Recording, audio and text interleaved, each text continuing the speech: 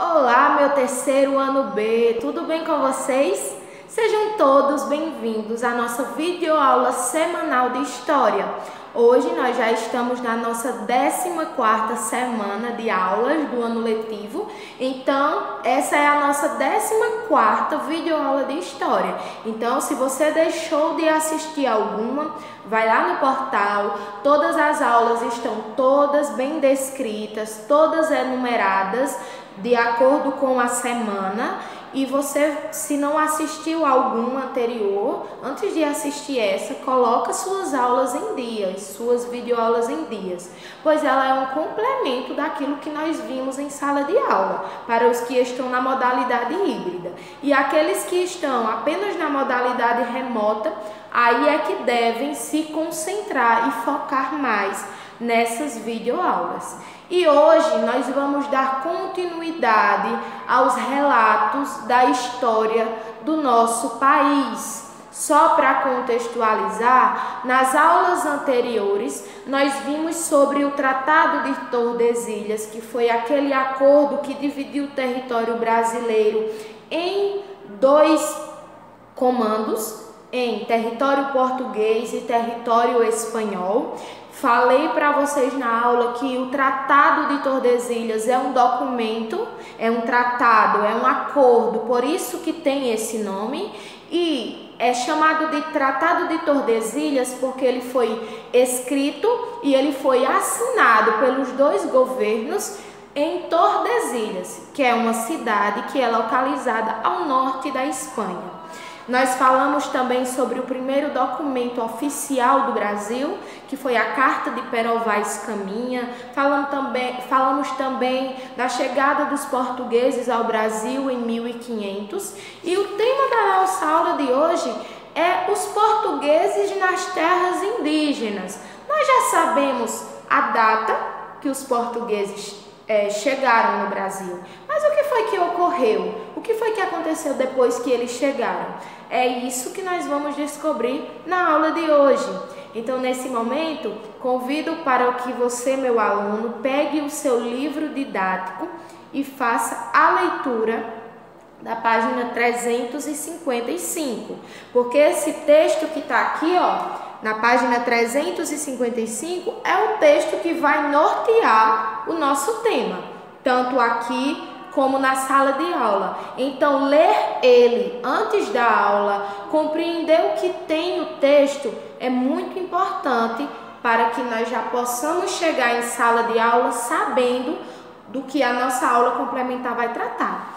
E é sobre isso, nossa aula é sobre isso. O que foi que aconteceu, tia Viviane, depois que os portugueses chegaram? Eles chegaram lá no litoral, se depararam com aquelas pessoas que eles chamaram logo de indígenas, porque enganados estavam ao pensar que tinham chegado nas Índias, já que, segundo a história, eles saíram em busca de novas rotas marítimas para encontrarem as Novas Índias. Então eles já nomearam aquelas pessoas que estavam ali no litoral de indígenas. Mas depois eles se enganaram bastante. Por quê? Porque logo quando eles chegaram, eles chamaram o Brasil, como diz aí no nosso texto, de Ilha de Santa Cruz. E por quê? Porque eles pensaram que eles tinham chegado a uma ilha. Mas logo depois, quando começaram as explorações, quando eles conseguiram adentrar o território, eles viram que aquilo não era uma ilha, que ali tinha muito território, que tinha muito chão para ser pisado, para ser chamado de ilha. Então eles mudaram o primeiro nome que foi dado ao Brasil, de Ilha de Santa Cruz, para Terra de Santa Cruz. Após descobrirem, como diz no texto, que não estavam em uma ilha, mudaram o nome de Ilha de Santa Cruz para Terra de Santa Cruz. Depois, logo depois, alguns anos depois, chamaram as terras de Brasil, mudaram de Terra de Santa Cruz para Brasil. Mas existe um porquê e eu vou contar agora. Você que já leu o texto já deve saber e eu vou contar agora. Qual foi o motivo deles chamarem o Brasil de realmente Brasil. É porque quando eles começaram as suas explorações, eles encontraram no território brasileiro uma grande quantidade de pau-brasil, que era uma espécie de árvore que dela se extraía uma tintura avermelhada. E quando se extraía essa tinta avermelhada, essa tinta ela era transportada para Portugal e lá ela era usada para tingir as roupas, os tecidos das roupas das pessoas da realeza. Então, como diz aqui no nosso texto, esse corante, ele teve grande valor comercial na época. Muito pau-brasil foi extraído das nossas terras, do nosso território. Tanto é que hoje, atualmente, o pau-brasil ele quase não existe. Ele entrou em extinção de tanto que ele foi extraído na época da colonização. Por quê? Porque daquela árvore se extraía uma tinta avermelhada que tingia as roupas das pessoas da realeza. E por ter essa importância de tingir as roupas da realeza, era muito caro, tinha um valor comercial muito grande na época.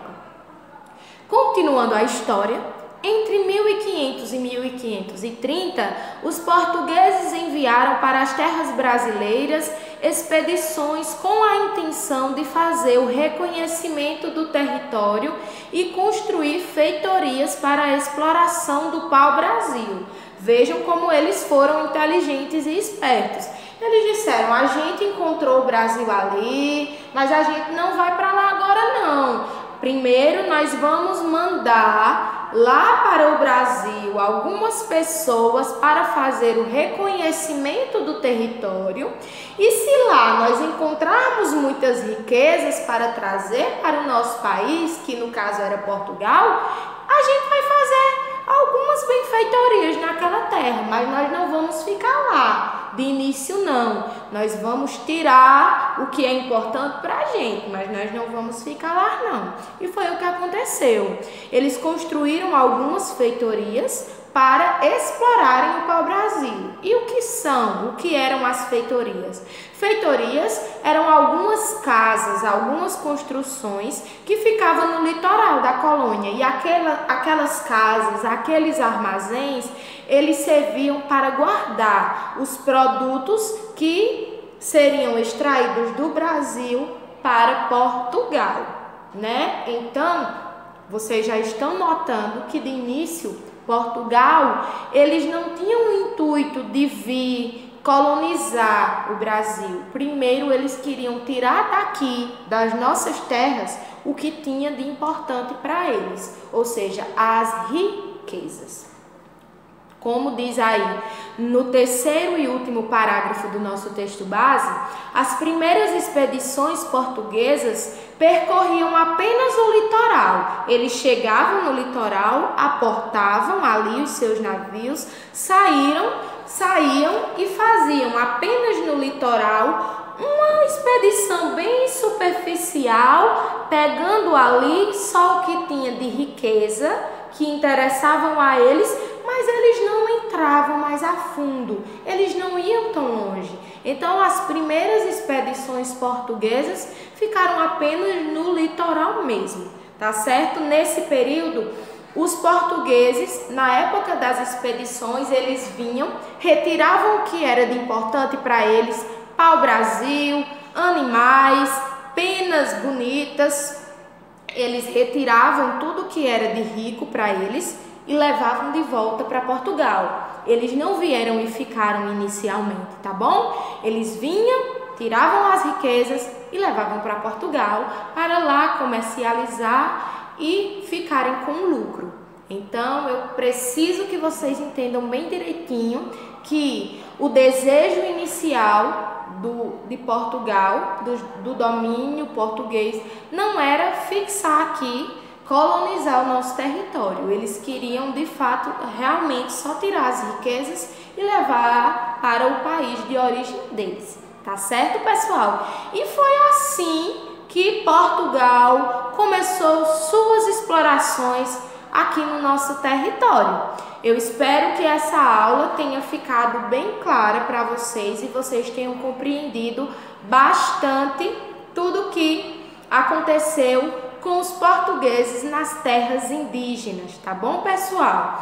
Finalizou essa aula, vocês vão, tanto os alunos, agora essa atividade pode ser feita, tá? Tanto os alunos que estão de forma remota, como os alunos que estão de forma híbrida, ao finalizar essa videoaula, vão realizar essa atividade que está presente na página 355.